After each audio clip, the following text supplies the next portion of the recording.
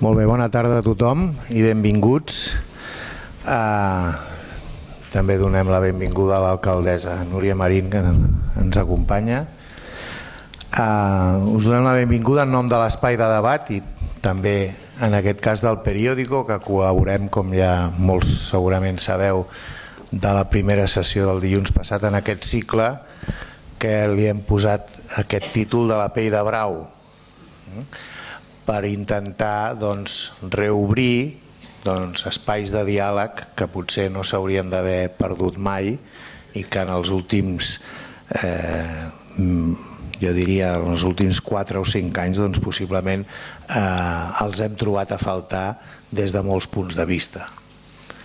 Quan vam dissenyar aquest cicle amb el Jordi i amb l'Amadeu, la veritat és que va ser una operació una mica de risc, perquè dèiem aquest cicle ha de ser per orientar la propera legislatura a Espanya, però en aquells moments no sabíem si tal dia com avui hi hauria legislatura, hi hauria precampanya electoral o hi hauria el que ha acabat passant, que és així, una investidura in extremis, que encara avui no sabem si serà divendres o diumenge, i que tot ens ho fa molt complicat. Però vaja, el que volíem era, a l'entorn d'aquesta idea de Sefarat de Salvador Espriu, proposar un diàleg amb veus diverses. La setmana passada vam escoltar el Xavier Bosch, que va fer un magnífic resum dels esdeveniments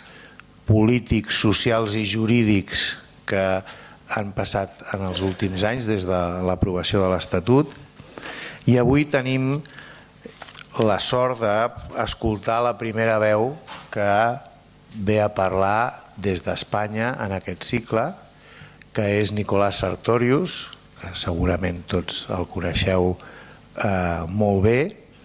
Ell és advocat, va ser un dels fundadors de Comissions Obreres, va ser una de les figures destacades de la transició, a la qual apel·lem avui contínuament, a vegades amb enyorança i altres vegades amb una mica de recança o de retrets, i també és el vicepresident de la Fundació Alternatives, que és una fundació que en els últims anys ha estat molt activa com a fàbrica d'idees de l'esquerra per adaptar-se també als reptes del segle XXI, que, com hem vist, són molt intensos per tothom, però molt especialment per aquesta sensibilitat política. Farem com l'altre dia, ell farà una intervenció inicial i després tindrem temps per fer un col·loqui, per tant podeu anar pensant preguntes i podeu anar preparant intervencions, perquè té moltes ganes també d'escoltar el que li diguem. Muchas gracias, Nicolás, tienes la palabra. Muy bien. Pues muchas gracias, amigas y amigos, alcaldesa del Hospitalet. Estoy encantado de estar aquí. Hacía mucho que no venía, muchos años. Y por lo tanto, gracias a los que han organizado este ciclo y el haberme invitado sobre el ciclo este de la pell de brau, del Espriu. Yo quiero empezar diciendo que para mí en este momento no hay un problema más importante en España que el problema territorial y dentro de él el problema de Cataluña. Problema número 1. Por las consecuencias que ello puede tener y porque Cataluña dentro de España es una autonomía en este momento, una nacionalidad según la Constitución. Yo he pensado siempre que es una nación desde que tenía 20 años y me parece que es un tema central del futuro de España y del futuro de Cataluña. Yo creo que es un viejo problema, viejísimo problema, de encuentros y desencuentros en la historia de Cataluña y de España. Para no remontarnos demasiado, pues ya el conde duque de Olivares ya tuvo problemas, ¿no? En 1640 cuando se le ocurrió una cosa que se llamaba la unión de armas y otros aspectos fiscales, y Cataluña se levantó Portugal, y al final el Estado español tuvo que escoger, no podía con las dos cosas. Portugal se independizó y Cataluña se quedó dentro de España. Fue el primer gran desencuentro. Después vino la Guerra de Sucesión en el siglo XVIII y evidentemente Cataluña estuvo fundamentalmente, hubo también catalanes que estuvieron con los Borbones, pero fundamentalmente en el lado austriaco, y dentro de esa guerra, que no fue una guerra de sucesión, como se ha dicho, fue una guerra europea, absolutamente, pues Cataluña quedó del lado, digamos, perdedor, y hubo los decretos de Nueva Planta, de Felipe V, y ahí hubo también un enorme desencuentro. En el siglo XIX, con las guerras carlistas, hubo de todo, pero también hubo catalanes en el lado carlista, hubo catalanes en el lado isabelino, y hubo un momento en el que en cambio empezamos a coincidir, que empezó siendo las guerras napoleónicas. En las guerras napoleónicas ahí no hubo un enfrentamiento entre Cataluña, no eligió a Napoleón, digamos, ¿no? Sino que bueno, se luchó en conjunto en la guerra de la independencia.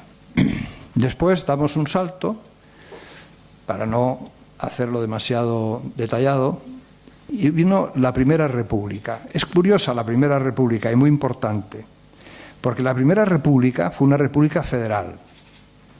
Fue una república que duró poco, pero que duró poco no porque el federalismo no funcione, sino porque tuvo enemigos por todas partes. Los carlistas, los borbones, los cantonalistas, y entre todos la hicieron inviable. Pero fue una república muy catalana. De los 4 presidentes que hubo, como ustedes saben, 2 fueron catalanes, Figueras y Pi Margall. Es decir, fue una república catalana.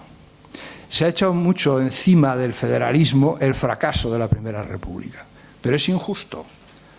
No es porque no funcione el federalismo, sino porque, repito, tuvo enemigos de todo tipo en aquel momento.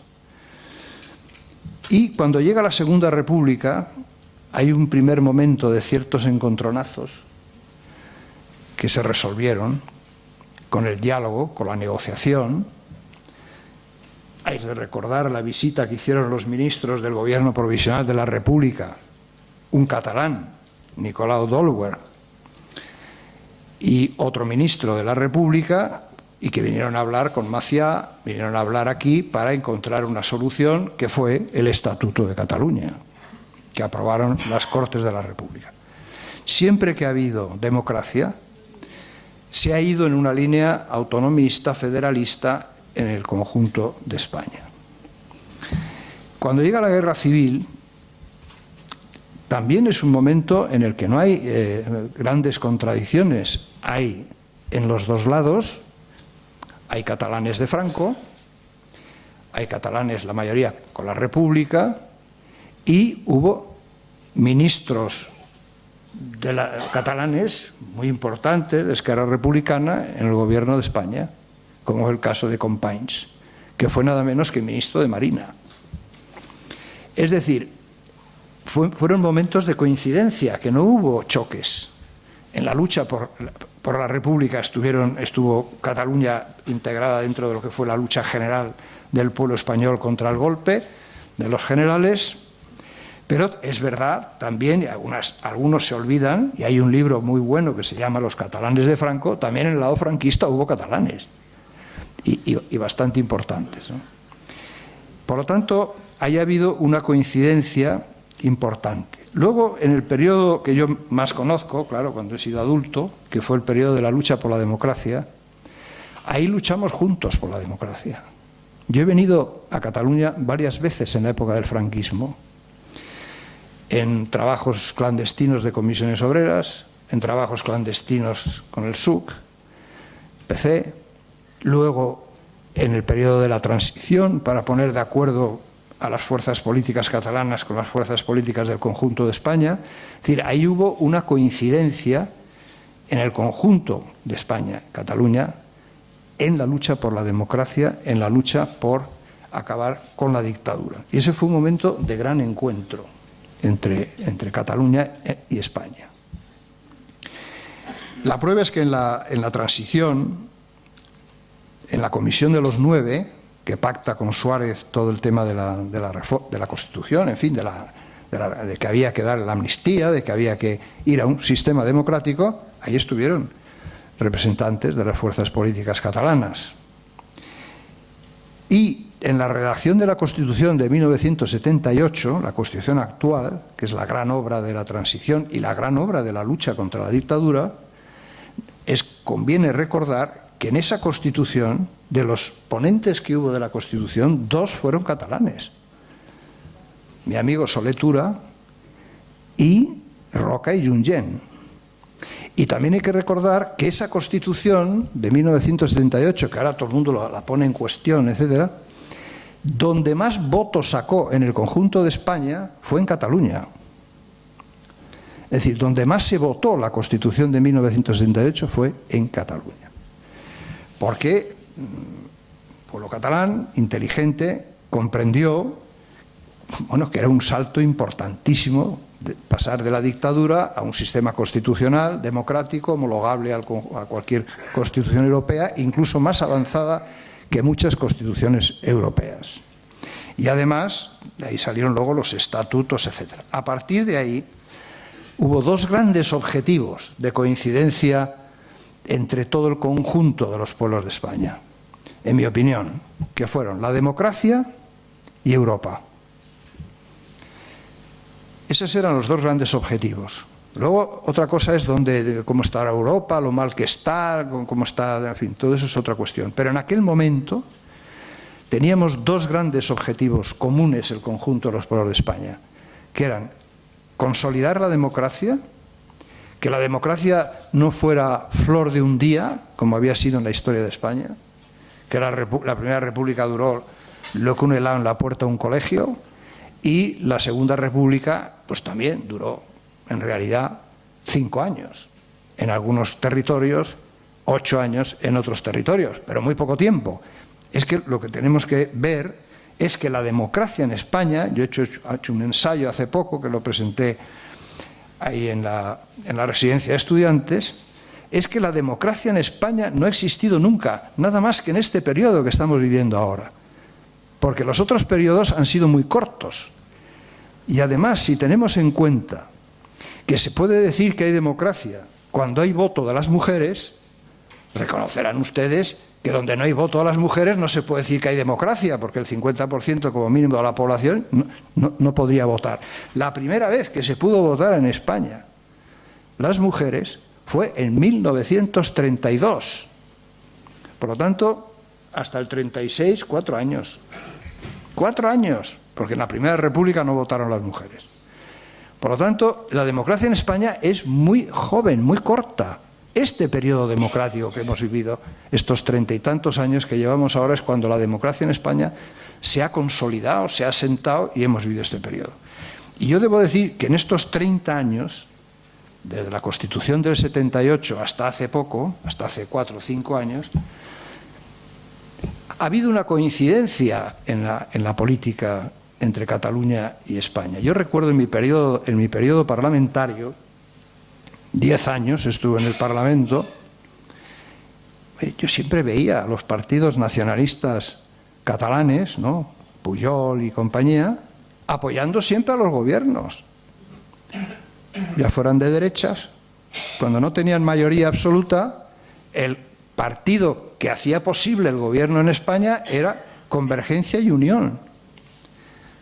A mí me sorprendía mucho porque siempre no pedían grandes cosas, pedían siempre protección de la almendra. Yo no sabía muy bien por qué pedían tanto eso de la protección de la almendra.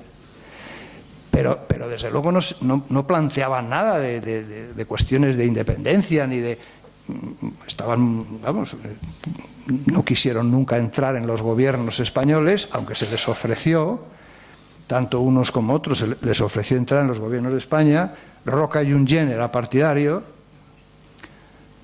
pero Pujol nunca quiso que hubiera ministros de convergencia en los gobiernos de España.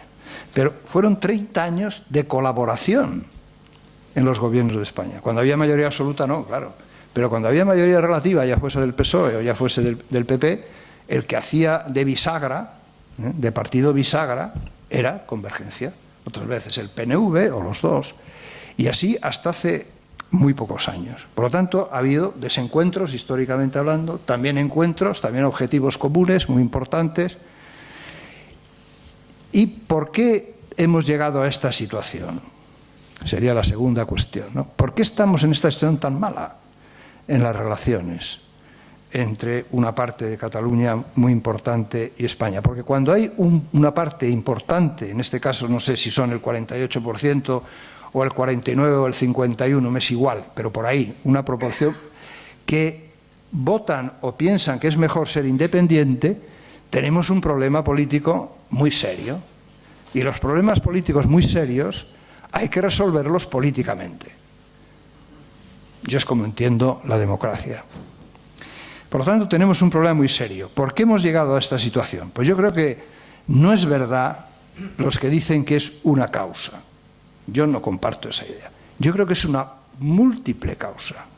Múltiple causa. La primera de todas es la crisis económica. La primera crisis económica global,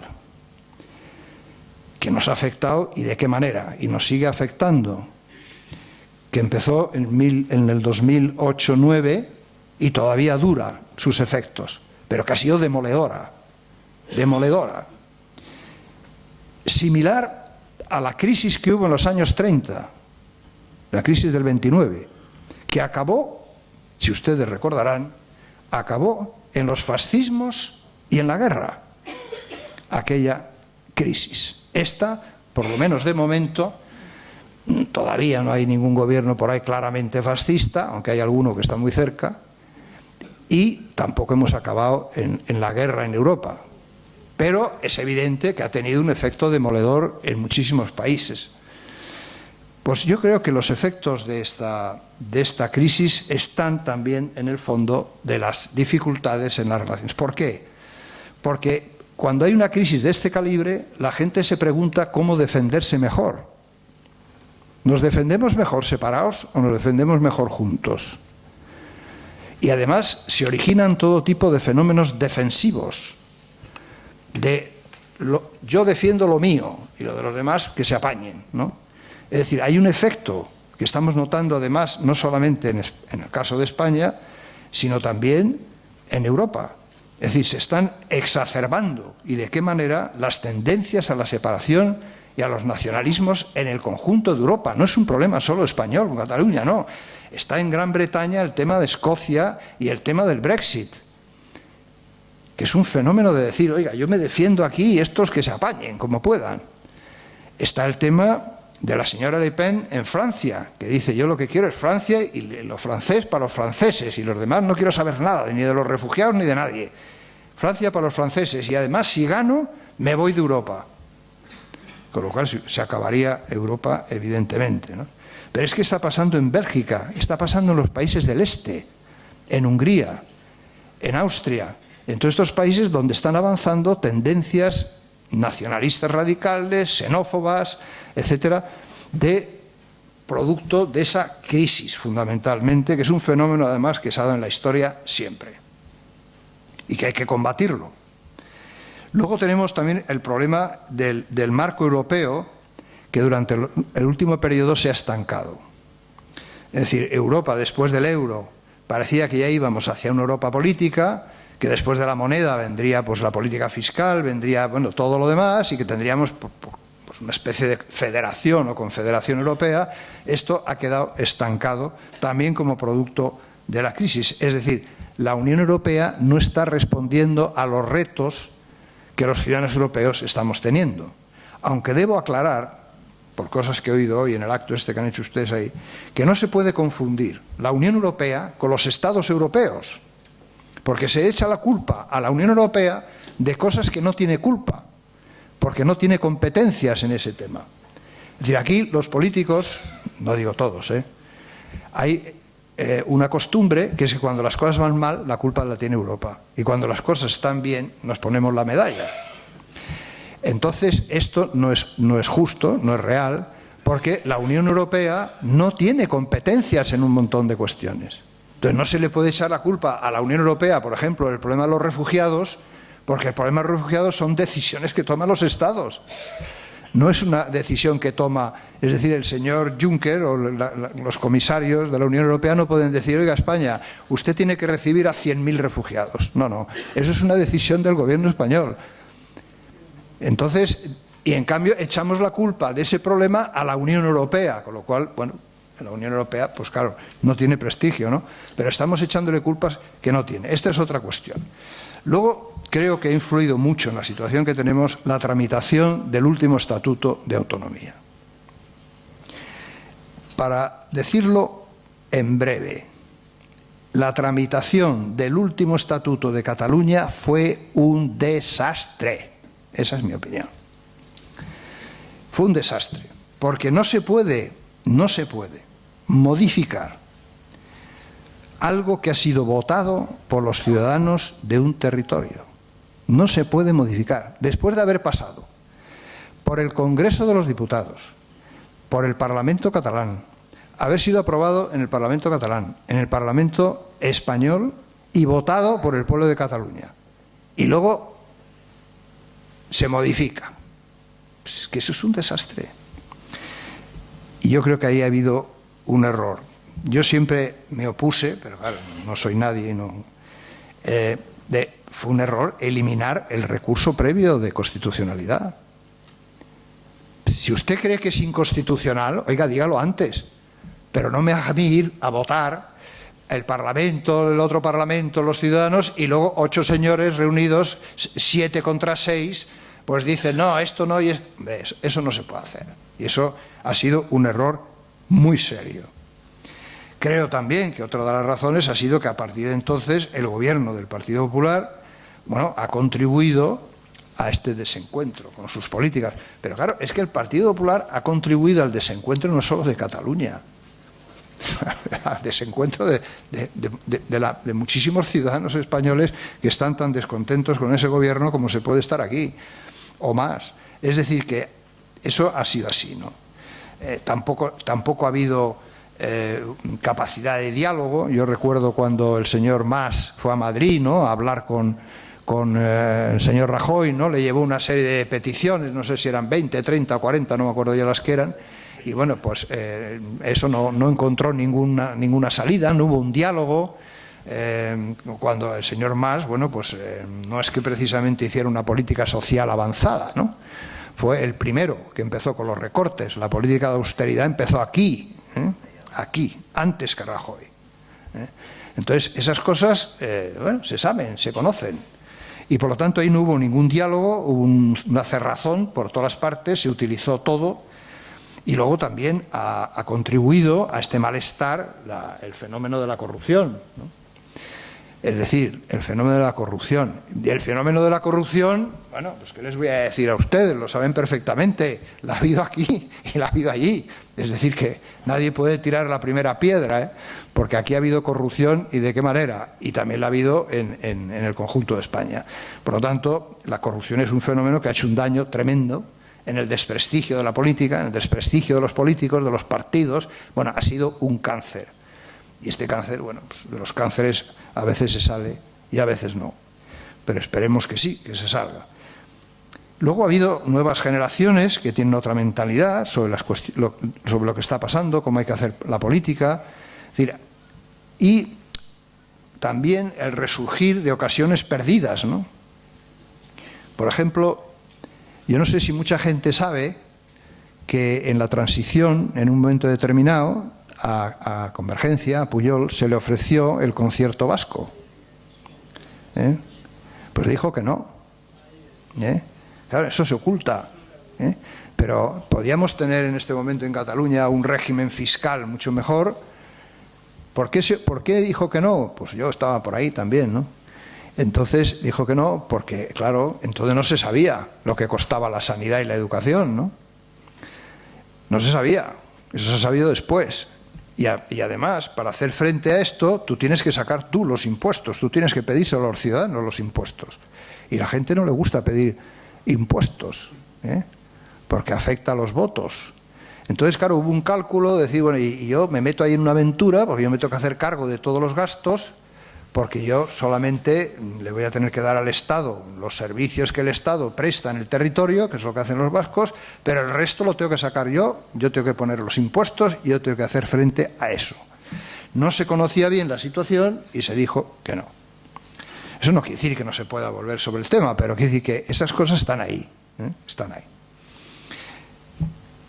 Al final, con todos estos motivos y razones, que no solo una, sino muchas y mezcladas, hemos llegado a una situación de bloqueo. Está bloqueada la situación de momento. Porque por un lado tenemos las posturas maximalistas de los independentistas que dicen yo me voy y si usted no me acepta que me vaya yo hago un referéndum unilateral y yo ya está. Y por el otro lado está el inmovilismo del gobierno que dice yo no muevo nada. Entonces, entre estas dos cosas, entre el inmovilismo y la ruptura con España, puntos suspensivos, y con la Unión Europea, yo supongo que hay independentistas que a lo mejor no les importaría demasiado irse de España, pero me temo que les importaría bastante irse de la Unión Europea. Y eso también está ahí, ¿no? El artículo 4 del Tratado de Lisboa lo dice meridiano. La Unión respetará la identidad nacional de los Estados, sus constituciones y garantiza la integridad de su territorio. Artículo 4 del Tratado de Lisboa. Y se dice, no, pero ya nos aceptará. No. Entonces, cuando se habla de separarse de España, hay que decir la verdad, es separarse de España y por lo menos de momento de la Unión Europea. Y eso son palabras mayores, porque uno oye por ahí algunas cosas verdaderamente disparatadas. Y dice, bueno, pues vamos a hacer lo de Kosovo. Pero bueno, usted sabe lo que es Kosovo. Pero si Kosovo es un desastre absoluto. Y además Kosovo se hizo la independencia porque tiene la base americana más importante de la zona.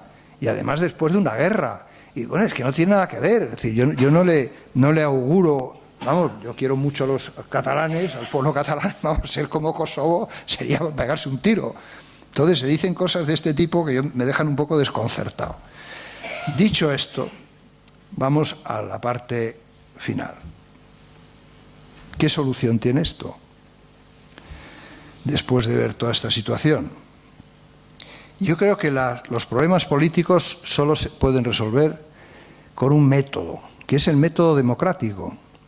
El método democrático es, primero, restablecer el diálogo entre los gobiernos, las fuerzas políticas, es decir, para decirlo así sintéticamente, hay que dialogar, negociar, transar, acordar y votar. ¿Estamos de acuerdo? Eso es lo que hay que hacer. Lo que se ha hecho en otros momentos, hay que dialogar. No es suficiente solo con dialogar, porque si el diálogo se queda en el bla, bla, bla del diálogo, pues no llegas a nada. A partir del diálogo tienes que negociar. Toda negociación supone transar. Transar quiere decir que no impones el 100% de tus posiciones, que tienes que ceder y ganar y ceder. ¿En función de qué? Pues en función de una cosa que es fundamental saberla, en función de la relación de fuerzas. En función de la relación de fuerzas. Es que eso es lo que determina en la política las cosas. O sea, no puedes pretender cosas que no tienes fuerza para conseguirlo. Entonces, esa relación de fuerzas vamos a ver hasta dónde podemos llegar. Por lo tanto, hay que dialogar, negociar, transar, por supuesto, llegar a acuerdos, y eso se tiene que votar. ¿Qué escenarios hay?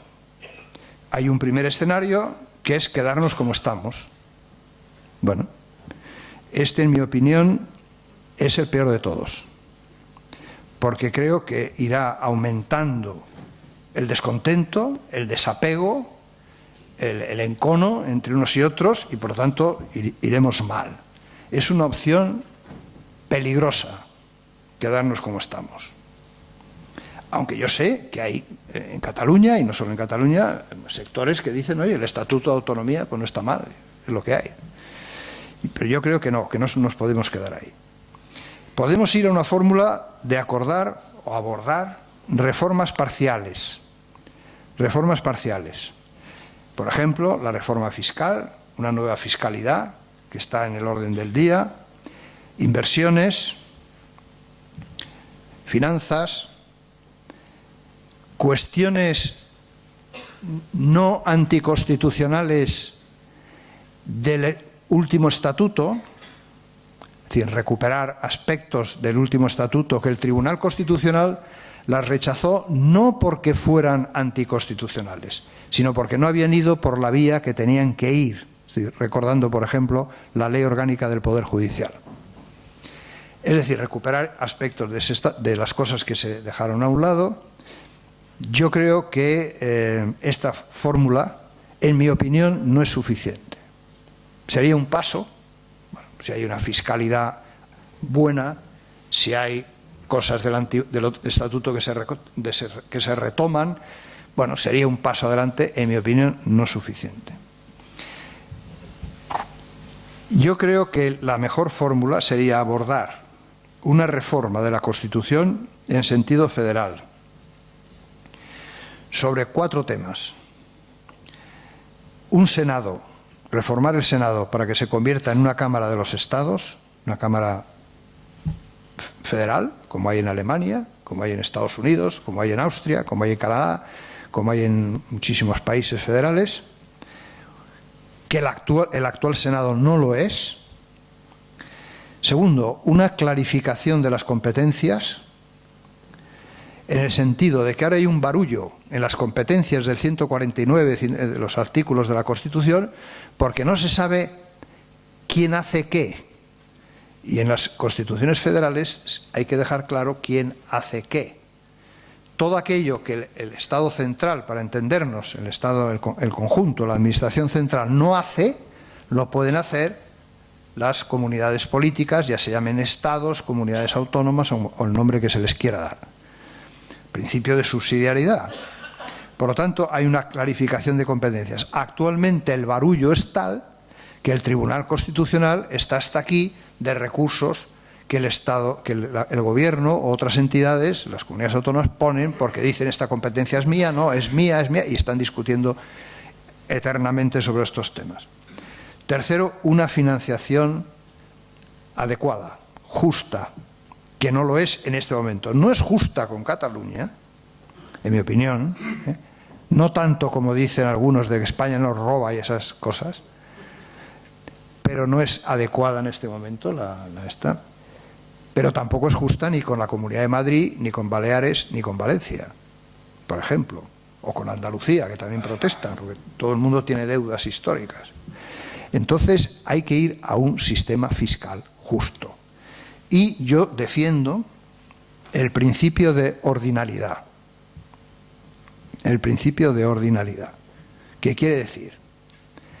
Que una comunidad autónoma que tiene que tener un elemento solidario porque es más rica, por ejemplo Madrid, Baleares, Cataluña, Valencia, el País Vasco, etc., esa solidaridad no le puede llevar a estar por detrás de aquellos con los que se solidariza. Es un poco complicado, pero es claro, ¿no? Se entiende. Es decir, yo soy solidario con este señor porque soy más rico que él, le doy dinero, pero no tanto como para él sea más rico que yo, porque entonces el negocio es ruinoso. Por lo tanto, el principio de ordinalidad debe respetarse en el futuro.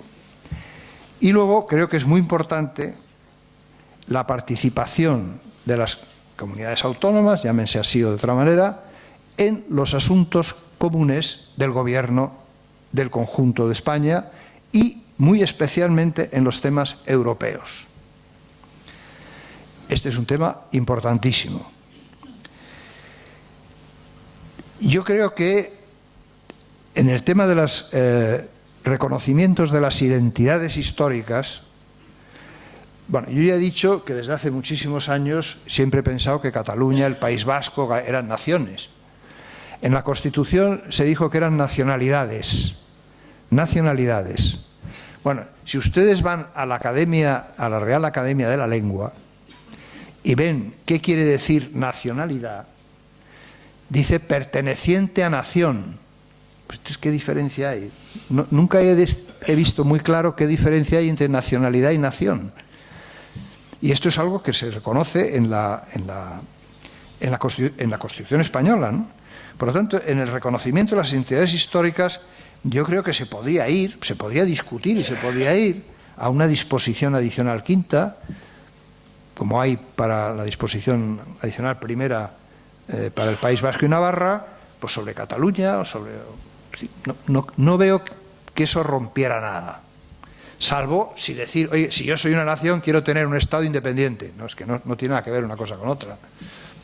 Uno puede ser una nación y no tener un Estado completo independiente. Entonces, yo creo que por ahí se puede buscar. Hay que investigar, se lo digo para... hay que investigar la solución navarra. Es un tema que hay que investigar. La solución navarra. Le llaman el Reino de Navarra. Y en su primera fase tenía una relación bilateral con el Estado, con el conjunto del Estado. Bueno, nadie se mete con Navarra, ¿no? No, tampoco es exactamente lo mismo, ¿no? El problema de Cataluña es que es el 20% del PIB, ¿no? Son palabras mayores. Pero en todo caso hay fórmulas para encontrar soluciones. En cambio, no veo, y no estoy de acuerdo, en que España hoy pueda iniciar un proceso constituyente nuevo. No estoy a favor de un proceso constituyente. Estoy a favor de una reforma de la Constitución actual. Pero no iniciar un proceso constituyente de todos independientes, todos los estados que compondrían España, y yo me uno, yo no, yo sí quiero, yo no quiero. Eso sería un desastre y además ni hay posibilidad, ni sería legal, ni hay fuerza para ello. O sea, eso no es posible. Algunos están defendiendo un proceso constituyente, la relación de fuerzas no da para eso y además sería entrar en la ilegalidad, etcétera. La independencia creo que es mala, desde luego para España, creo que también para Cataluña, en el mundo de la globalización, dentro de la Unión Europea, etcétera. Y desde luego un referéndum unilateral no es posible. Es ilegal, incluso podría llegar a ser delictivo, y creo que no es real pensar que una independencia unilateral de Cataluña o de cualquier otro territorio va a encontrar reconocimiento internacional. Reconocimiento internacional cero. Entre otras razones, porque los países europeos, muchos de ellos tienen problemas similares y no quieren que esto se extienda. Por lo tanto, si no hay reconocimiento internacional, uno puede declarar todas las independencias que quiera, pero no cambia nada. Es decir, hay lo que se llama el principio Estrada, y es que tú puedes declarar una independencia, pero si nadie te reconoce, estás fuera de la Unión Europea, estás fuera de las Naciones Unidas y estás fuera de todo. Porque el problema de la independencia es que te reconozcan. Pero claro, es evidente que ningún Estado europeo se iba a enfrentar con el Estado español en una independencia unilateral, ¿no? Yo creo que eso no tiene ninguna salida. Yo creo que lo más realista es presionar hacia una salida de tipo federal, quizá con una disposición adicional específica. Yo creo que hay que ir a una fórmula en donde todo el mundo se reconozca. Por ejemplo, yo considero que Cataluña es una nación, ¿no? Pero a mí me gustaría que los catalanes, todos, reconocieran que España también lo es. No sé si me explico. Es decir, yo oigo hablar mucho del Estado español. Bueno, pero es que España no es solo un Estado. Es decir, no solamente existe el Estado español, que existe, sino que también es una nación. Podríamos decir, yo he pensado siempre que es una nación de naciones, que decía Carretero, una nación de naciones, pero en todo caso, en el conjunto de España, a la gente le cae mal el que digan, bueno, yo reconozco que tú eres una nación, pero yo no te reconozco a ti. Hombre, empecemos por reconocernos mutuamente. Empecemos por reconocernos mutuamente porque es la manera de dialogar, ¿no? Y termino con una breve reflexión, que si luego quieren las preguntas, sobre el tema del famoso derecho a decidir. Bueno, el derecho a decidir es lo que se llama un eufemismo. Y además es un verbo transitivo, por lo tanto no tiene ningún sentido. Decidir qué, quién, cómo, cuándo, es decir, si no, no tiene ningún sentido. Pero bueno, es el derecho de autodeterminación. El derecho de autodeterminación hoy no está recogido en nuestra Constitución, por lo tanto no es legal. Introducir el derecho de autodeterminación en una futura Constitución española no es una reforma de la Constitución, es otra Constitución. Sería otra Constitución, porque cambiaría el sujeto soberano, el sujeto de la soberanía. Hay quien dice que se podría hacer un referéndum no vinculante. Seguro que lo han oído ustedes. El referéndum no vinculante. Bueno, yo digo que en política no hay referéndum no vinculante. No existe. Existe jurídicamente, pero no políticamente. Porque un referéndum, lo que salga, va a misa. Le voy a poner dos ejemplos. El referéndum de la OTAN. El referéndum de la OTAN, que se metió Felipe González en ese berenjenal, después estaba arrepentido, decía, menudo lío, si hubiera salido el no. Ese referéndum no era vinculante, pero Felipe González supo, y siempre lo ha dicho, que si hubiera salido el no, él se tenía que haber largado. Porque políticamente era indefendible que el pueblo español en su conjunto dijera no a la OTAN. Y yo digo, bueno, tú has dicho que no, pero yo como soy el gobierno digo que sí. No, eso políticamente no existe. Y lo mismo ocurre con el Brexit. El Brexit británico tampoco es vinculante.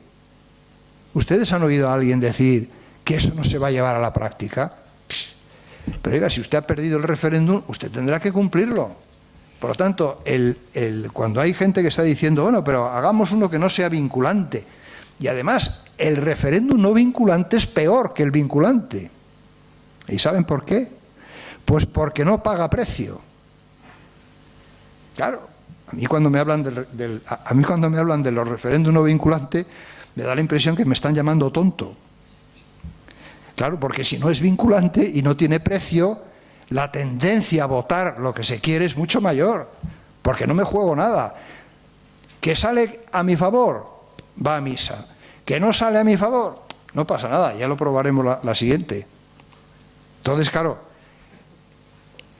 ahí está el quid de la cuestión de los no vinculantes, ¿no? Entonces, que no nos intenten vender cosas, porque uno ya lleva unos cuantos años. Es decir, no existe eso. Yo creo que lo mejor es no ir a ese tipo de cuestiones, sino ir a un doble derecho a decidir. Pero dentro de ¿qué es? La reforma de la Constitución la tiene que votar, como es lógico, el conjunto de los españoles, el conjunto de los ciudadanos del Estado español. El conjunto, porque la Constitución la votamos todos, cualquier reforma la tenemos que votar todos. Eso me parece que está claro.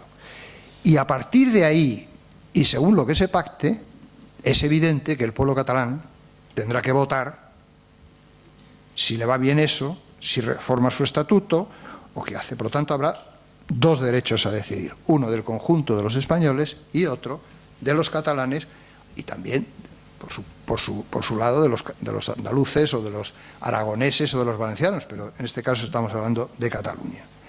Por lo tanto, yo lo veo así. Se ha dicho también, para no dejar nada en el aire, que se puede aplicar, y lo han dicho algunos expertos importantes, que se podría aplicar el artículo 92 de la Constitución. El artículo 92, en mi opinión, tiene dos pegas. Primera, que solo puede ponerlo en marcha el gobierno español me refiero. Y segundo, la otra pega que tiene es que se refiere a decisiones políticas de especial trascendencia. Pero es que en este caso no estamos hablando de decisiones políticas de especial trascendencia, estamos hablando de cambiar una Constitución. Y ya he dicho el Tribunal Constitucional. Yo me he leído las discusiones en el Parlamento Español cuando se elaboró el artículo 92. No está pensado para referéndum de independencia sí o independencia no, para nada. Por lo tanto, me parece que tiene dificultades importantes. Teniendo en cuenta la situación actual que se abre en España, porque yo creo que va a haber gobierno, me parece que va a haber gobierno, no el que me gustaría, pero va a haberlo. Pero este gobierno, amigas y amigos, es un gobierno en minoría. Es un gobierno en minoría. Y a los gobiernos en minoría, que yo he conocido algunos cuando estaba en el Parlamento, entre ellos los gobiernos de la UCD, que estaban en minoría, yo veía a los ministros que nos perseguían por los pasillos para negociar cosas, porque no tenían mayoría. Es decir, si se sabe utilizar con inteligencia y con fuerza, es una oportunidad. Es una oportunidad. Porque el Partido Popular no tiene mayoría, ni tan siquiera lo tiene con Ciudadanos. Por lo tanto, hay que apretar las clavijas y hay que saber negociar y hay que intentar sacar cosas. Y por lo tanto, teniendo en cuenta la relación de fuerzas que hay en este momento, teniendo en cuenta la globalización, la Unión Europea, los deseos de la sociedad catalana y de la sociedad española, aquí lo que hay que hacer es forzar un diálogo, una negociación y un pacto. Eso es lo que hay que hacer. Y decidir sobre lo pactado. No se puede decidir sobre lo no pactado. No se puede decidir sobre cosas unilaterales, porque no van a ninguna parte. Tenemos que decidir sobre lo que pactemos. Y hay que forzar al Partido Popular, en esta nueva etapa que no tiene mayoría, a que entre por ese camino. Ya Rajoy ha empezado a decir que el tema territorial es muy importante. Pues va a ser más a partir del día de la investidura. Yo creo que las fuerzas de izquierda tendrían que tener la inteligencia de forzar una negociación para un nuevo pacto en la reforma de la Constitución. Es más, creo que es más fácil, fíjense lo que voy a decir, es más fácil cambiar la Constitución con la derecha en el gobierno que con la izquierda en el gobierno. Es más fácil. Y voy a poner algunos ejemplos. Esa es la inteligencia política. La derecha nunca va a aceptar una reforma de la Constitución si está en la oposición. La derecha va a aceptar una reforma de la Constitución si está en el gobierno y no tiene más narices que aceptarla. Ese es el juego. ¿Quién acabó con la guerra de Vietnam? ¿Se acuerdan? El tío más de derechas, Nixon. ¿Quién acabó con la guerra de Argelia? ¿Ustedes se acuerdan? De Gaulle. No fue la izquierda, porque esas cosas las hace la derecha. ¿Quién acabó en España con el servicio militar? Ah, amigo, un izquierdista. Claro, eso lo hace la izquierda y se monta la mundial. Sois antipatriotas, anti-España, estáis contra el ejército, queréis disolver el ejército. Nos montan una, lo hizo Aznar, nadie dijo ni pío. Por lo tanto, en este momento, ante cierto pesimismo que yo sé que existe por esto de que, bueno, ha habido la abstención, no sé qué, va a llegar otra vez Rajoy, qué desastre, evidentemente, pero bueno, llega debilitado, llega en minoría, no llega con la fuerza que tenía antes, que tenía mayoría absoluta, y es la ocasión de, si se hacen las cosas con cabeza y con inteligencia, sacar cosas. Y la gente lo que quiere es que se saquen cosas. En los temas económicos, sociales, de la corrupción, de las instituciones, de la reforma constitucional, hay que sacar cosas. Y esa negociación y pacto, evidentemente, no tiene que ser solo para Cataluña, aunque haya un capítulo específico para Cataluña, ¿no? Sería bueno que las fuerzas catalanas se pusieran de acuerdo. El nacionalismo no es todo Cataluña, ¿no?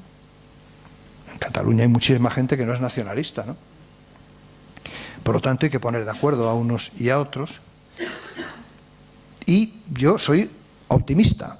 alguien por ahí paseando me decía, ¿tú eres optimista o pesimista? Dice, yo soy optimista, a pesar de todo, ¿no?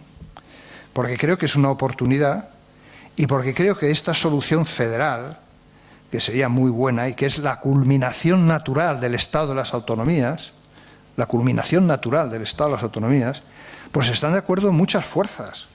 El Partido Socialista se ha pronunciado en ese sentido, Podemos se ha pronunciado en ese sentido, los dos sindicatos se han pronunciado por ese sentido, incluso Ciudadanos en el acuerdo que llegó con Sánchez.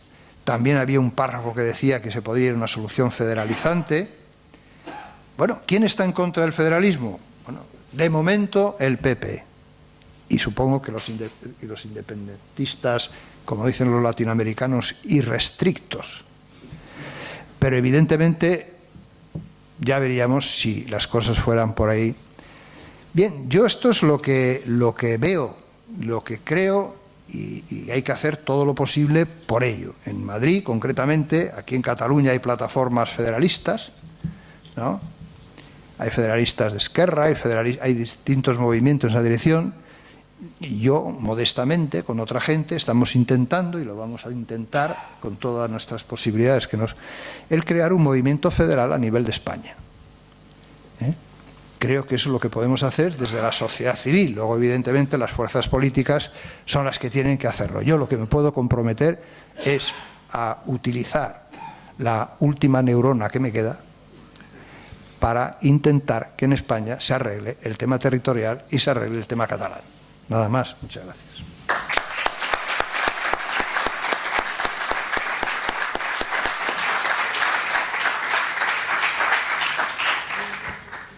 Muy bien. No sé si es la última, pero funciona muy bien. Sí. La neurona. Me he quedado agotado. Me he quedado agotado. Vamos a las preguntas. Supongo que hay un micro. No vemos mucho desde aquí. ¿Quién se anima aquí? Bueno, la tercera fila.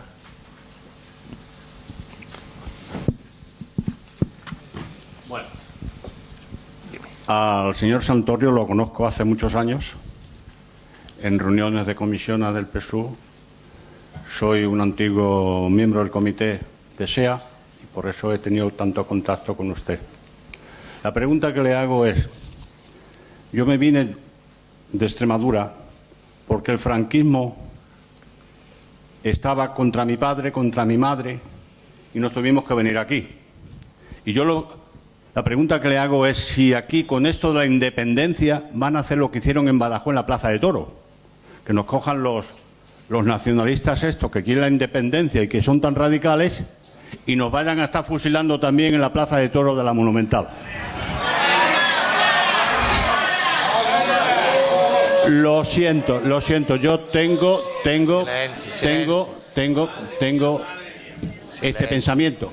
Erróneo, seguro que es erróneo mi pensamiento. Pero cuidado, cuidado. Soy socialista, mi padre era socialista, mi madre es socialista, yo lo llevo en la sangre. Yo también. ¿Entiende? Y yo no me fío de estos nuevos elementos que hay, que quieren todo el maximalismo, como la Q esta y toda esta gente, que nos quieren llevar a no sé dónde. La pregunta es, me ha gustado la intervención que ha hecho, muy moderada, con mucho conocimiento de las causas, pero yo tengo este temor, y el temor es que Cataluña no se tiene que marchar de España. Pues no se preocupe, que eso no va a pasar. A ver, más. Bueno, allí detrás.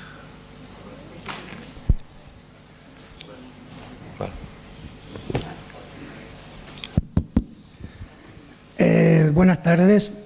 Yo también soy de comisiones. Vale. Y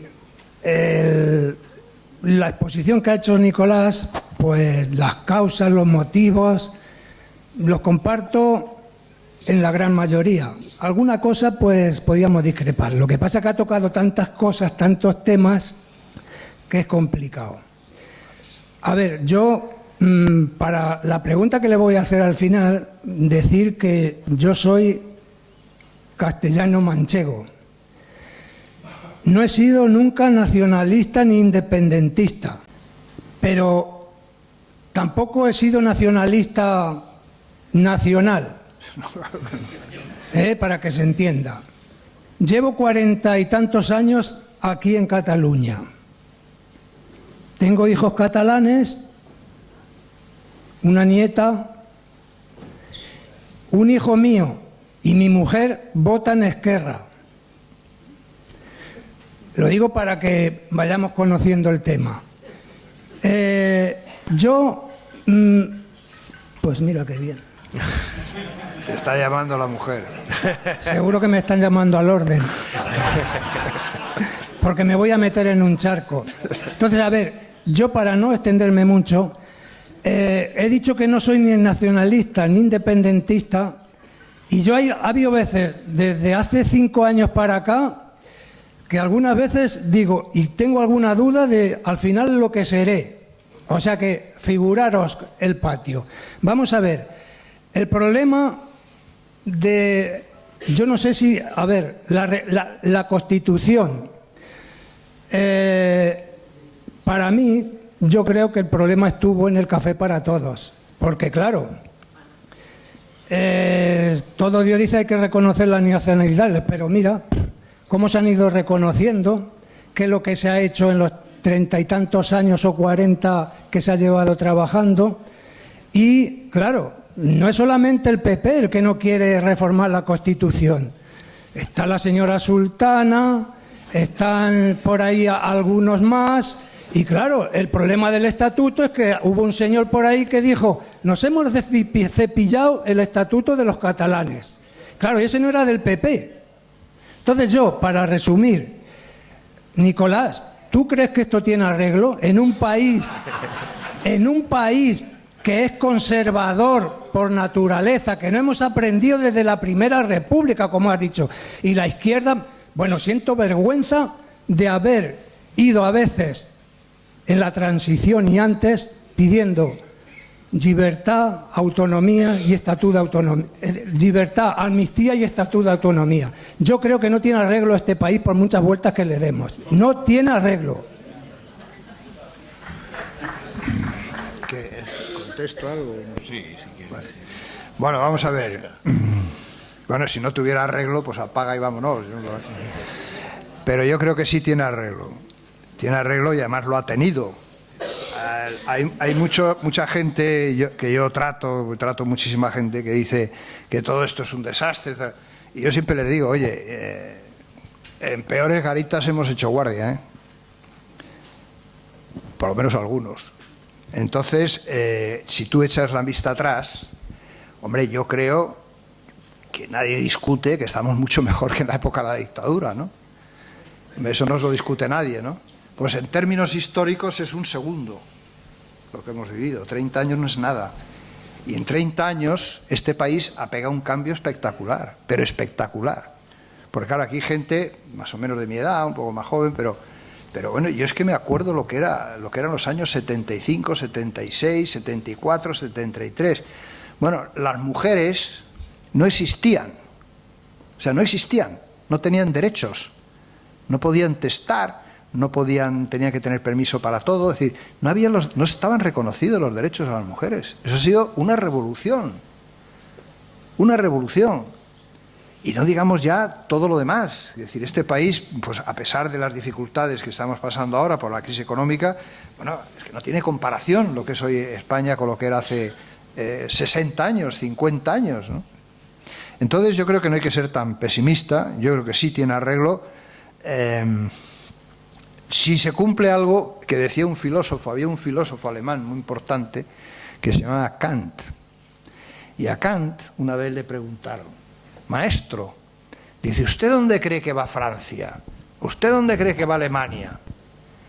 Porque estaba en el momento de las guerras. Y Kant se quedó así un segundo pensando, y los que le preguntaban pensaron que iba a soltar un rollo de media hora. Y dijo, pues mire, depende de lo que hagan. Pues yo soy kantiano, es decir, depende de lo que hagamos. Es decir, esto tiene solución, depende de lo que hagamos. Esto tiene solución, depende de cómo el Partido Socialista, Podemos, los que sean, pues hacen en el Parlamento una función u otra. Depende que seamos capaces de movilizar en la sociedad, empujando en una dirección o en otra. Ahora, con esto no tiene arreglo, bueno, pues no tiene arreglo, entonces no haces nada, te vas a tu casa y ya está. Y yo creo que no es el caso del compañero de Comisiones Obreras, porque en Comisiones Obreras nunca hemos sido esto de esto no tiene arreglo. No. Esto está todo lo mal que uno quiera, pero hay que intentar arreglarlo, evidentemente. Y además se puede arreglar, y además hay cosas que se han arreglado. No voy a entrar aquí en todas las cosas que se han arreglado en este país, ¿no? Porque me tiraría un día entero. Pero evidentemente que las cosas están mal. Y tampoco hay que confundir. Lo decía el otro día el conferenciante, el que me ha precedido. Arbós decía una cosa muy inteligente, y es que no hay que confundir gobierno con Estado. O sea, una cosa es el Estado español y otra cosa es el gobierno que en un momento determinado está. Porque si fuera por el gobierno del PP, no los catalanes, todos nos querríamos ir de España. Claro, es que parece que solo los catalanes quieren irse, ¿no? Yo con el PP, todos. Pero evidentemente una cosa es el Estado español y otra cosa es el gobierno, que está 4 años, 8 años o los años que sea. Son cosas diferentes y tenemos que saber que hay en España, en el conjunto, millones de personas descontentas con la situación, pero no por eso te vas de España, ¿no? No por eso te vas de Europa, ¿no? Por lo tanto, yo creo que hay que hacer estas distinciones y ver cómo podemos, desde la sociedad y desde el Parlamento y desde todos lados, ir mejorando la situación. Y tenemos una gran oportunidad, yo lo he escrito en artículos, hay una gran oportunidad. Tenemos un gobierno en minoría. Y un gobierno en minoría se le pueden sacar muchas cosas porque si no le dejas caer. Entonces, bueno, esperemos que el grupo parlamentario de Podemos, de socialistas, incluso el de Ciudadanos, que coinciden, y se ha visto en este periodo de funciones, se ha visto que coincidían en un montón de cosas, que no han llegado a ser leyes porque estaban en funciones y el Parlamento no podía hacer leyes. Pero ahora ya sí. Por ejemplo, la lucha contra la corrupción, por ejemplo, en eliminar algunas leyes nefastas como la ley laboral, como la ley Mordaza, como esas leyes se pueden modificar, incluso anular, porque hay mayorías para eso. Bueno, yo espero que sean inteligentes y que lo hagan. Pero para que sean inteligentes, en política hay que ayudar a que la gente sea inteligente, ¿eh? Hay que ayudar a que sean inteligentes. Aquí. En primer lugar, celebrar lo que has dicho de la correlación de fuerzas, porque es algo que realmente ha desaparecido del mapa, no se tiene en cuenta para nada. Un colega tuyo, era secretario general de Comisiones Obreras en Cataluña, hablaba siempre y recientemente, a partir de la situación actual creada, de la vieja dama.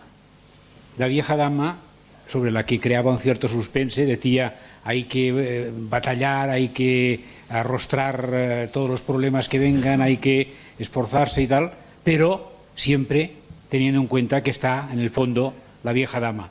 ¿Quién era? La correlación de fuerzas. Es decir, esto supongo que la trayectoria sindical enseña mucho al respecto. Muchísimo. Que se puede pretender el sol o la luna, pero que está la correlación de fuerzas.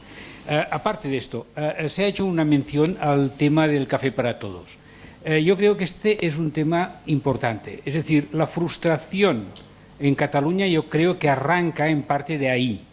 En qué medida la homologación o la homogeneización autonómica, y podría ser en el futuro la homogeneidad federal, en qué medida esto podría ir en detrimento, que no tiene por qué, pero ha podido ir o podría ir en detrimento del reconocimiento de esas naciones que subsisten no asimiladas por el proyecto de Estado-Nación español y que hay que integrar de alguna manera, pero de alguna manera específica. Entonces, en este sentido hay una frase que a mí que he glosado últimamente en un artículo y que a mí me pareció muy significativa. Se trata de una reunión que había en Sitges en la transición entre intelectuales castellanos y catalanes, repitiendo los viejos encuentros de Salamanca bajo el franquismo, etc. Y ahí se esperaba al profeta Salvador Espriu, autor de La piel de Brau, etcétera, que dijera la suya. Pero estaba enfermo y no llegó. Y mandó un mensaje que fue leído con una gran expectación general, que decía, acababa diciendo una frase muy simple y decía: yo les puedo decir muy poca cosa, yo soy muy ignorante, siempre muy modesto, Espriu, pero acababa diciendo, el secreto está en lo siguiente. Ramón Llull y Cervantes, de tú a tú. Es decir, que para mí el tema autonómico y el tema federal es fundamental, es el marco, seguramente el único en el que puede cuadrarse el tema de la plurinacionalidad, pero requiere algo, que es que el Estado español no sea solo la lengua, no sea solo el Estado de la lengua y, por decirlo en estos términos, de la nación castellana histórica, sino que sea el Estado también de la nación catalana, de la lengua catalana, de la vasca, etcétera. Y ahí este es un matiz al tema del café para todos, del Estado de las autonomías, del modelo federal, ¿no?, que yo creo que es importante. No, yo estoy de acuerdo. Ahora, alguna reflexión sobre la correlación de fuerzas. La correlación de fuerzas que llaman la vieja dama, ¿no? Vieja y joven, porque sigue vigente. Los errores en la correlación de fuerzas pueden llevar a catástrofes, pero a catástrofes tremendas. Como no calcules bien tu fuerza y del adversario, catástrofe. Por lo tanto, el buen político es el que sabe cuál es la correlación de fuerzas. Algunas veces a nosotros, los de aquella época, en la transición, nos han echado en cara diciendo, ¿y por qué aceptasteis la monarquía? ¿Y por qué aceptasteis esto y lo otro?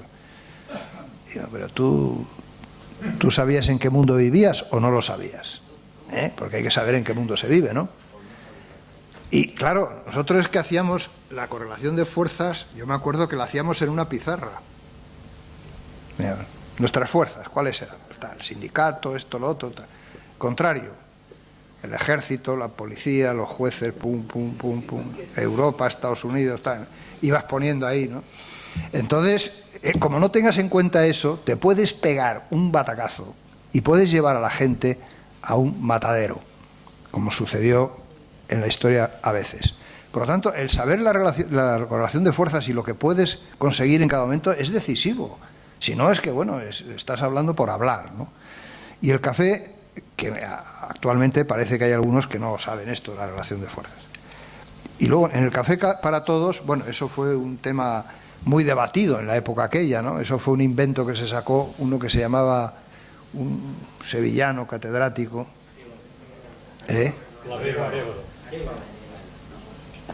Sí, Arévalo, pero era compuesto. Clavero Arévalo. Este se sacó esto para tal, porque ahí hubo muchas tendencias a decir, oye, ¿por qué no hacemos como en la República, ¿no? El Estatuto de Cataluña, el País Vasco, Galicia, pero bueno, Andalucía era Andalucía, etcétera. El café para todos. Bueno, ha habido café para todos, algunos con bollo, y otros sin bollo. Es decir, que no todos los estatutos son iguales, ni todos los estatutos. Y cuando se dice esto de la simetría o asimetría en los estatutos, yo me echo a reír, porque es que en este momento de simétrico nada. Es decir, hay sistemas fiscales diferenciados. Unos tienen policías autonómicas y otros no. Unos tienen derecho civil autónomo y otros no. Es decir, hay muchas cosas muy distintas, que ya hay una simetría, ¿no? Pero no hay que confundir simetría con igualdad, o asimetría y desigualdad. Lo que tenemos que reivindicar es que todos somos iguales, pero no simétricos. Yo quiero ser igual a otra persona, pero evidentemente él puede ser más alto, más inteligente, más fuerte, más todo que yo, pero tengo los mismos derechos. Es decir, que eso hay que tenerlo también claro. Yo creo que, bien, hubiera sido quizá mejor el haber hecho solo 3 estatutos, las 3 nacionalidades históricas, pero bueno, también ahí jugó la relación de fuerzas, ¿no? Es decir, que claro, es que ahí todo el mundo quería jugar, ¿no? Entonces, todos quisieron. La prueba es que Andalucía, pues fue por el artículo 143 y dijo que nanay. Hizo unas manifestaciones, hubo un referéndum, lo perdió la UCD y lo perdió y se tuvo que... Entonces, claro, había nuevas fuerzas que estaban y en cuanto al tema del Estado, bueno, eso tiene toda la razón. Es decir, es que para mí el Estado español no es lo que se entiende por el Estado castellano-andaluz. El Estado español es el conjunto. Es decir, la Comunidad Autónoma de Cataluña es Estado, es parte del Estado. Es decir, todas las comunidades autónomas son el Estado. Lo otro es la Administración central, que es diferente. Pero el Estado español es el conjunto de todas las autonomías. Por lo tanto, lo que pasa es que hay algunos que consideran que no, que ya ellos no quieren saber nada del Estado español, que es otra cosa, ¿no? Pero es que somos el Estado, es todo. Pero yo estoy de acuerdo que las lenguas, por ejemplo, en el Cervantes, en muchas cosas, yo creo que se tendría que haber actuado de otra manera. Haber puesto en Cataluña algunos servicios centrales del Estado, por ejemplo, y otros a lo mejor en Andalucía, depende cuáles, ¿no? Es decir, se tenía que haber distribuido el poder de una manera distinta, y todo eso es posible si tenemos las ideas claras y empujamos lo suficiente. Aquí. Bueno, yo Vale, lo apunto. Yo no le conocí al conferenciante en comisiones, coincidimos en el Congreso de los Diputados. Estábamos en grupos distintos, pero trabajamos bastante juntos, si lo recuerdas. Vamos a ver. Quisiera hacer una primera parte, porque si no me muerdo la lengua y es horrible. La prospectiva política creo que es una pseudociencia de lo más inexacta que existe en el mundo. Entonces, yo personalmente, la inexactitud de la pseudociencia prospectiva, creo que vamos a un gobierno de una legislatura muy corta, que muy difícilmente va a durar más allá de la aprobación inicial de los presupuestos de 2017. Y, por tanto, poco tiempo va a haber en esta legislatura para más cosas que esas. Pero bueno, es una opinión absolutamente inexacta, como todas las que pretendemos saber qué pasará en el futuro. Quisiera, sin embargo, decir una cosa respecto al café para todos. Es una cosa que a mí siempre me ha molestado la expresión. Yo creo que si ahora estamos hablando de la posibilidad de organizar una estructura federal en el Estado, es solo y exclusivamente porque se extendió sabiamente el sistema autonómico al conjunto del territorio de España.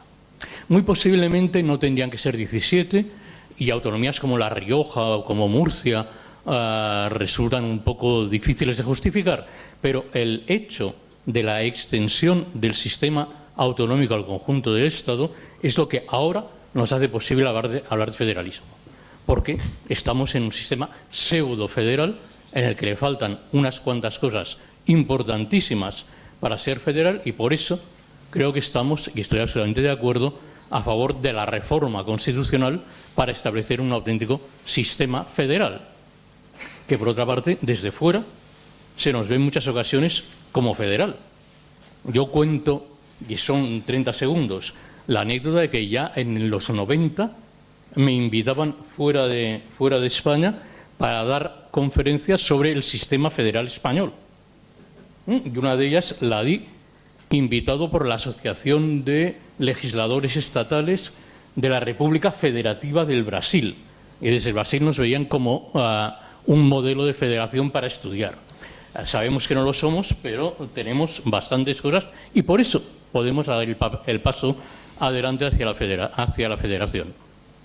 Estoy completamente de acuerdo en que la única vía posible es la reforma constitucional, y por eso quería hacer una pregunta. No quería hacer otra ponencia, sino una pregunta.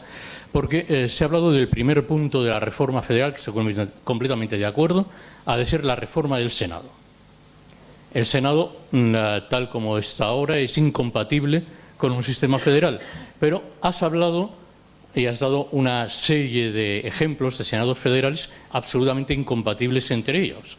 El Senado Federal de Estados Unidos de América, que es el poder oligopólico y directo, en elección directa, de 100 personas en el conjunto del Estado, en el conjunto de la Federación, o el Estado federal alemán, el Senado federal alemán, que son delegados de los gobiernos, que es un sistema que sería absolutamente el opuesto en la gama posible de senados federales.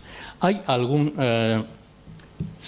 senado federal que creas que sea el más conveniente para España? Yo personalmente me inclino por lo más cercano al modelo alemán, pero quisiera saber la opinión. Vale. Que sea corta o larga la legislatura, pues ya lo veremos, ¿eh? En cuanto a las autonomías, yo creo que efectivamente hay autonomías uniprovinciales que se crearon, etcétera. Tienes razón, hoy ya es posible. Ahora, hoy, por ejemplo, decirle a Cantabria o a La Rioja o a Murcia, que son uniprovinciales, ¿no?, que no pueden ser tal, bueno, no lo acepta ya nadie, ¿eh? O sea, eso ha echado raíces. Ha echado raíces. Es evidente que han jugado un papel porque ha acercado los problemas al territorio, es decir, que cualquier sitio donde vas, pues había provincias en España que es que no existían. Es que no existían. Para cualquier cosa tenían que ir a Madrid o tenían que ir a no sé dónde para resolverla. Ahora tienen cantidad de competencias, nada menos que la sanidad, nada menos que la educación, nada menos que la dependencia. O sea, los grandes servicios sociales hoy están descentralizados y los llevan las comunidades. Eso, echarlo para atrás, en mi opinión, ya es imposible, porque ha echado raíces y además es verdad lo que tú dices. Ahora podríamos ir a un sistema federal con 17, o podría darse el caso de que algunas se quisieran unir, eso también se ha hablado de ello, ¿no? Pero bueno, eso no sé. En cuanto a la cuestión del Senado, hay una discusión ahí que tenemos en muchos foros en donde participo, de qué tipo de Senado sería mejor para el caso de España. Y yo creo que el más parecido a lo que nosotros podemos hacer es el alemán, sin duda. Sin duda. Ahora, hay quien dice que el alemán, los representantes en el Bundesrat, se llama, vienen determinados por los gobiernos de los Länder, ¿eh? O sea, cada Länder elige quién va al Senado, ¿no? Bueno, eso es eliminar el voto. Aquí el Senado se elige con votación por los ciudadanos. No, lo sé, no sirve para nada el Senado. Es decir, el Senado es... No, está quitado. Bueno, en Italia veremos lo que pasa en el referéndum este de que se ha metido en el jardín este que se ha metido el amigo Renzi, ¿no? Sí, bueno, el referéndum últimamente no están acertando ni uno. Porque el de Gran Bretaña todo el mundo pensaba una cosa y la otra. En Colombia todo el mundo pensaba que iban a decir que sí a la paz y ha sido al contrario. El húngaro ha perdido el suyo en Hungría. O sea, que cuidado con los referéndums. Pero en todo caso, aquí hay la costumbre de que los senadores se eligen por voto. Pasar a un sistema que no sean los ciudadanos, sino que sean los gobiernos, bueno, es fuerte, porque claro, la tendencia es más bien de que la gente participe, que la gente vote, claro. Entonces ahí se podía ir a una fórmula mixta, y es que hubiera una parte de los senadores elegidos por votación popular y una parte directamente de los estados o de las comunidades autónomas. Bueno, el problema del Senado en todo caso, más que el problema que plantea el que sean los gobiernos de las comunidades autónomas, por ejemplo lo defendía Soletura, hay otros constitucionalistas que defienden que no, que hay que dar una parte a los ciudadanos, es que si tú lo dejas en manos de los gobiernos, de cada gobierno, el poder de estos es enorme. Entonces hay que, en el equilibrio de los poderes que hay que tener, pues tienes que calcular bien el tema. Y además, el Senado, si gana un partido, como es del gobierno, los otros ya no tienen representación ninguna. Es el sistema inglés. Tú, una circunscripción, gana un partido con el 51%, tiene el diputado, el 49% no pinta nada. En un ejemplo teórico, podía darse que todo el Parlamento fuese de un solo partido, que ganaba con el 51% en todas las circunscripciones, con lo cual sería un desastre. Eso no se da en la realidad, porque hay... Pero dar entrada a los ciudadanos, yo estoy por el sistema alemán, pero quizá corregido, con alguna corrección. Yo tengo 3 palabras. Hemos alterado un poco el orden porque pasaba el micro por aquí y se ha quedado, pero ya no pasa nada. No sé si hay más gente que, aparte de los que han levantado la mano, si no, con 3, endavant. Una pregunta que le hago al señor Sartorius, ya que él está más cerca, digámoslo así, de los círculos del poder y está más informado, tanto por su formación, su experiencia y su actuación, que el resto, por lo menos de mí y el resto de los que estamos aquí. Ha apuntado usted, señor, anteriormente una idea que es lo que yo voy concretamente a entrar. Conociendo ya la experiencia gobernativa de la hasta ahora actual presidente en funciones y su forma de ser, ¿no cree que podría tener a la primera de cambio que se le haga oposición la tendencia a solicitar, pedir unas nuevas elecciones, sabiendo que, estando próxima a estas, el resultado sería muy favorable para él? Esa es la pregunta de si cree que la tentación que puede tener, con lo cual todo el plan iría abajo. Bueno, vamos a ver. Primero, no puede convocar elecciones en un año. Eso ya de entrada. Bueno, no es que sea mucho un año, pero bueno, por lo menos en un año no puede. Eso es, de mayo a mayo. Bueno, eso no puede. Segundo, si hay alguien en la vida que cambia, es un político. Vamos, lo que he dicho negro hoy, mañana es blanco y se ha acabado. Por lo tanto, pero ¿tú crees que Rajoy? Mira, Rajoy hará lo que tenga que hacer, ¿eh?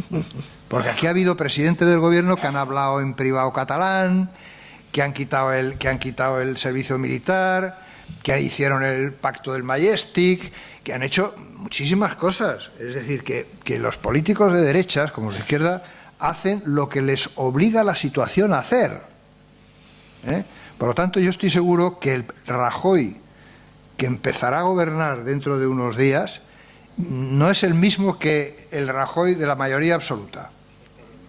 Bueno, no, esperemos, no. El problema es obligarle a que no lo sea, ¿eh? Claro que a él le gustaría, con mayoría relativa, gobernar como si la tuviera absoluta. Claro, bueno, pues seríamos tontos. Entonces, el problema es depende de lo que hagan los demás, ¿no? Pero él tiene un año para sacarle. Y luego, para convocar elecciones tiene que estar muy justificado. Es decir, no es tan fácil.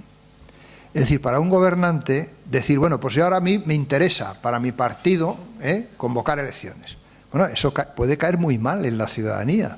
Pues depende por qué lo hace. Claro, si él lo hace porque no hay manera de sacar una mayoría y lo que le están pidiendo es la luna o el cielo, pues claro, evidentemente está justificado. Va a decir, oiga, pero es que a mí me piden cosas que yo no puedo dar.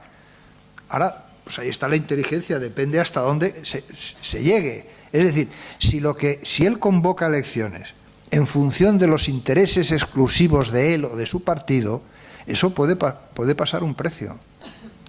Puede pasar un precio, porque la gente no quiere volver a votar. Vamos, no ve que sea necesario, ya vota muchas veces. Bueno, sí, pero bueno, yo estoy de acuerdo que él tiene instrumentos, pero quiero decir que no es tan fácil, o sea, decir, bueno, pues yo ahora convoco elecciones porque quiero. No, primero hay un año de margen que se pueden sacar cosas y segundo, tiene que estar justificado el hacerlo.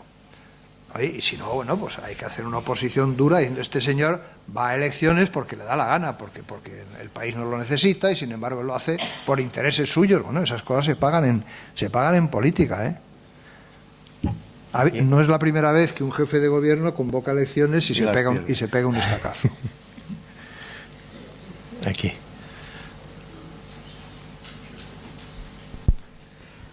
No, mi pregunta era en la dirección siguiente. A nivel de Estado. A nivel de Estado, ¿usted no cree que vamos a un pacto a la alemana?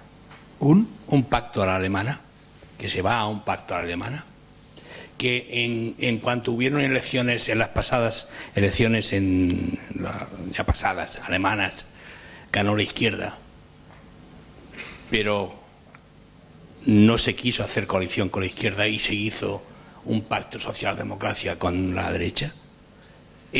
¿No es esa la tendencia que vamos aquí? Pregunto. Yo, en mi opinión, creo que sí. ¿En España? En España. A nivel español. Creo que la parte más derechista del PSOE, evidentemente, lo desea a borbotones, como los Borbones igual.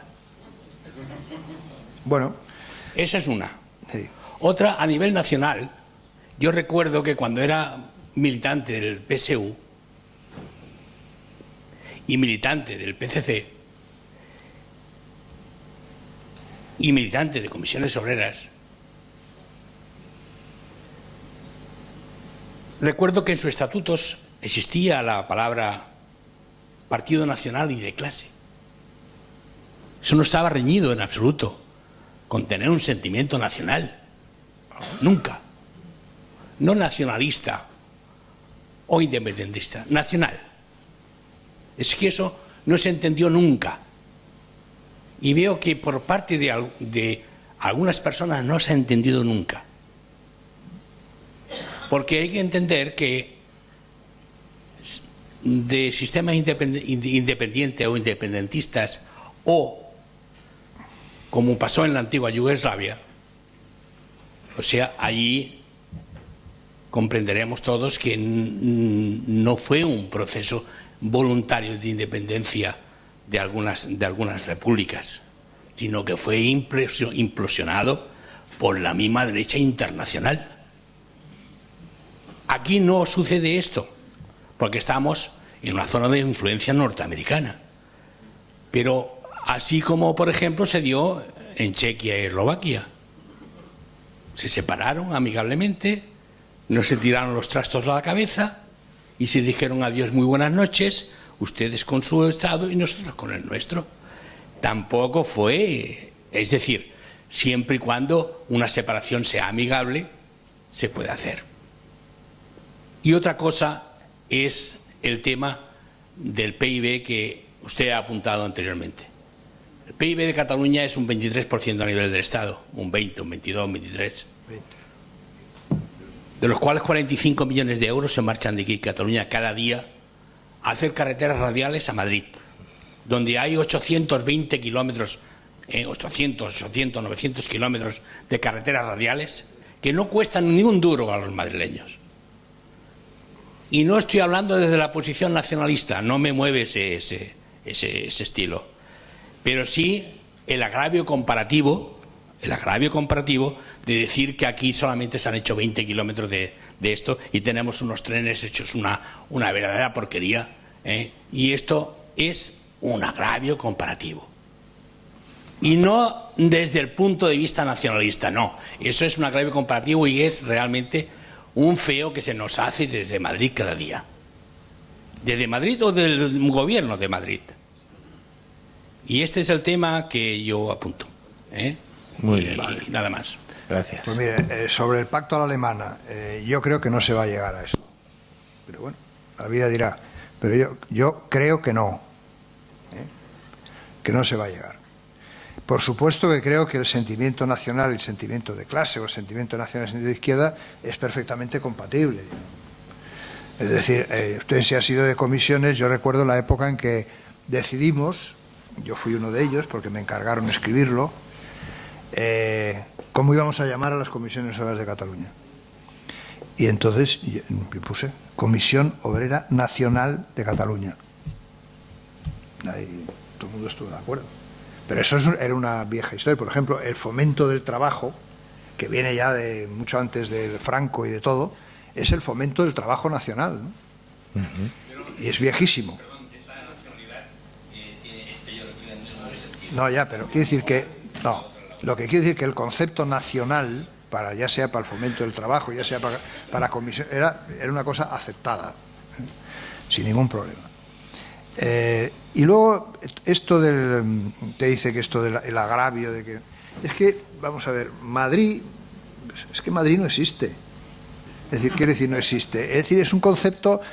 Es que el gobierno de Madrid, ¿no? Pero si es que el gobierno de Madrid, pero si no hay un solo madrileño en el gobierno. Es decir, en el gobierno hay catalanes, hay gallegos, hay andaluces, hay de todo. Es decir, no es el gobierno de Madrid, es el gobierno de España en todo caso, pero no el de Madrid. Eso no existe. Entonces, y en el caso de Madrid, si usted ve las cifras de la fiscalidad, pues Madrid como comunidad autónoma, no Madrid gobierno, Madrid comunidad está mal, pero que muy mal. Bueno, sí, lo ha robado todo, como aquí, como otros sitios. Es decir, robar, todo el mundo sabe robar. Entonces, el problema está en que hay 4 comunidades autónomas que están en malas condiciones en ese sentido, que son Baleares, que es Valencia, que es Cataluña y que es Madrid, que tienen un sistema fiscal que no corresponde a lo que aportan. Pero yo creo que no es bueno, porque todo eso de que se ha ido metiendo en el lenguaje, ¿no? Madrid nos roba. Madrid, eso es un lenguaje, usted dice, no, eso no es nacionalista, pero lo parece. Es decir, no es buena pedagogía, porque no es un problema de Madrid, es un problema del gobierno de España, que en este momento está en manos de la derecha y con un jefe de gobierno que se llama el señor Rajoy. No se puede confundir a España con el señor Rajoy, como yo no confundo a Cataluña con el señor Puigdemont, porque sería tonto. Es decir, para mí Cataluña no es solo el señor Puigdemont, claro. Ellos dicen, no, es que Cataluña... No, pero oiga, perdone, es que ¿por qué habla usted en nombre de Cataluña? Usted hablará en nombre de una parte, ¿no? Porque es que hay otras partes. Y lo mismo que... no, porque es que España... Pero usted dice de España. Yo, por ejemplo, no tengo nada que ver con el señor Rajoy. Yo soy tan español como él. Por lo tanto, esos conceptos de Cataluña, España, no sé qué... Pero oiga, si esto es muy plural... Si es que aquí hay gente que tiene una pluralidad muy grande, y Cataluña quizá más, muchos partidos, mucha gente que piensa de manera muy distinta. Unos quieren la independencia, otros no quieren la independencia, otros quieren la autonomía, otros quieren federalismo, otros... Pues hay una pluralidad. Entonces, en el caso de Madrid, bueno, usted le dice a un madrileño que está en paro, que está robando a Cataluña, y bueno, se te echa el cuello. Quiere decir, porque está en situación tan mala como puede estar el que vive aquí o el que vive en Andalucía. Es decir, eso es como están los temas. Cataluña es verdad que tiene un PIB muy, muy fuerte, en este momento está exactamente en el 20%. Entonces, el 20% del PIB es muy importante, claro, sin duda. Madrid está en el 19%. Es decir, que está ahí, pero no podemos confundir el gobierno con el Estado, no podemos confundir a los líderes políticos con una nación, porque es muy plural las cosas. Yo, cuando oigo hablar a una persona de esto, dice, no, porque Cataluña queremos tal. Oiga, será usted y lo que usted representa, pero no creo que todos los catalanes piensen exactamente igual, ¿no? Y lo mismo en otros sitios, ¿no? En Andalucía hay gente que dice, no, porque Andalucía, pero oiga, ¿usted por qué habla en nombre de Andalucía? Usted representa al 20%, al 30%, y hay otros partidos que representan otras partes. Hay una tendencia a hablar en nombre de todos que es muy, muy, muy peligrosa, ¿no? Porque da una sensación de totalitarismo, ¿no? Oiga, pero oiga, que aquí hay gente que piensa de muy distinta manera, ¿no? Aquí la última.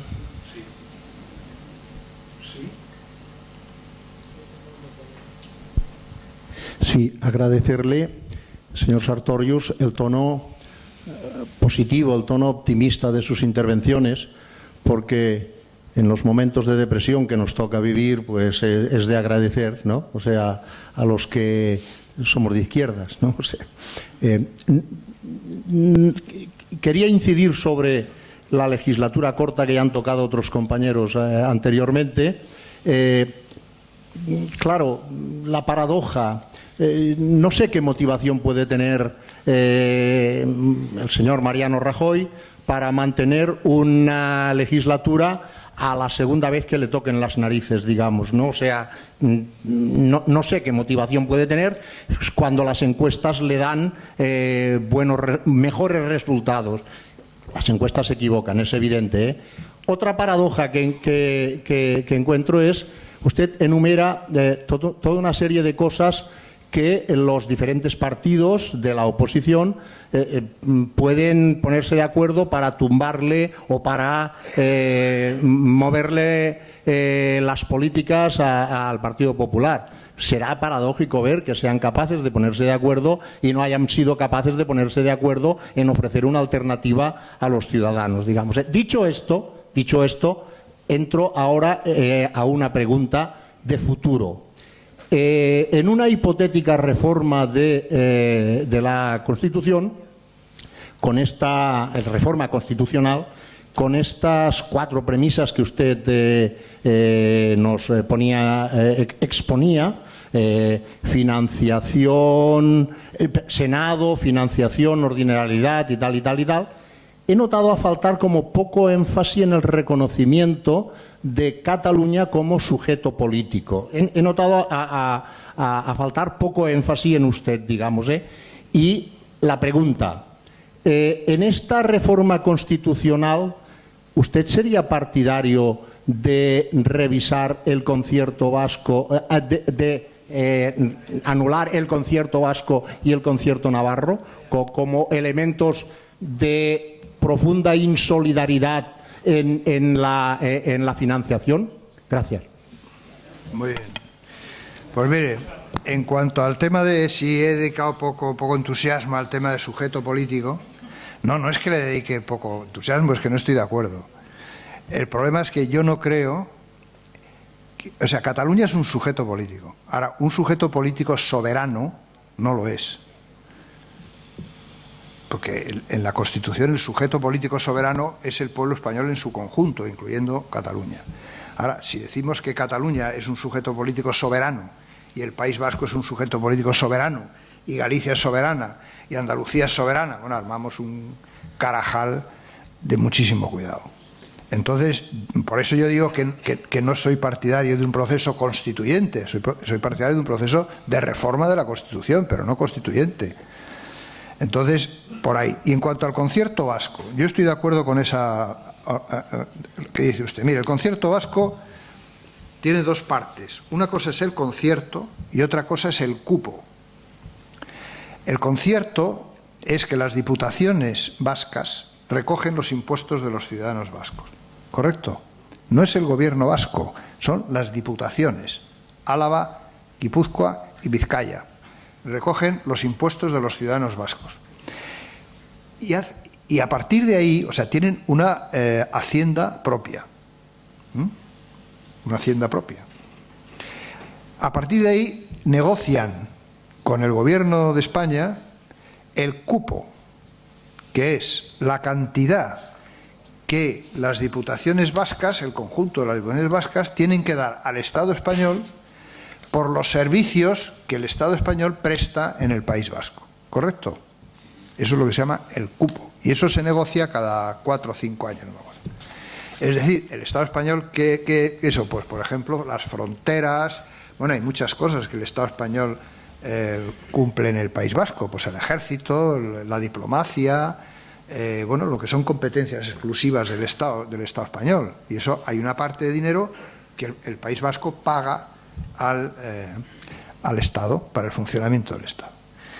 En mi opinión, eso se tendría que corregir con lo que se llama el doble cupo. Es decir, que no hubiera un solo cupo, sino 2 cupos. Uno para pagar los servicios que el Estado español presta en la Comunidad Vasca y otro cupo que sería el cupo de la solidaridad. Claro, ¿no? El País Vasco no es que no se solidarice nada en este momento. Lo que pasa es que hay 2 fondos de solidaridad. Ellos participan en uno, pero que es muy pequeño, y no participan en otro, que es el más grande.